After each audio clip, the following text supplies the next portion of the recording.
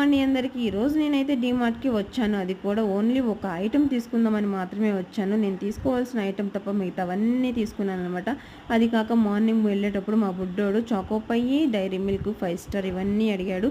ఇవన్నీ కావాలి అనంటే మనకి బడ్జెట్ ఉండాలి. బడ్జెట్ ఫ్రెండ్లీలో కావాలి అనంటే డీమార్టో, రిలయన్స్ మార్ట్‌కో వెళ్ళాలనమాట. అక్కడైతేనే ఆఫర్స్‌లోనూ లేదా డిస్కౌంట్స్‌లోనూ ఉంటాయి. సో, అందుకని చెప్పేసి మనకి పిల్లలకి కావాల్సిన స్నాక్ ఐటెమ్ కావాలి అంటే కంపల్సరీ డీమార్టో, రిలయన్స్ మార్ట్‌కో వెళ్ళాలి.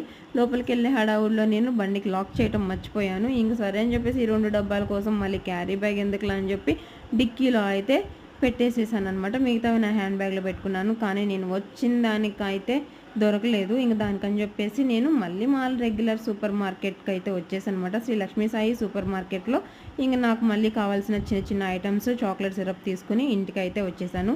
మేము రెగ్యులర్‌గా తీసుకునేది ఈ సూపర్ మార్కెట్‌లోనే. వీడియో నచ్చితే లైక్ అండ్ సబ్స్క్రైబ్.